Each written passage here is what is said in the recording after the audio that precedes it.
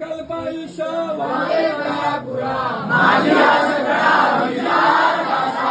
कल्पनेची बाधा न कुणी काळी अंतरच वर न लगे राजसा लोपणाची करीन कुरवंडी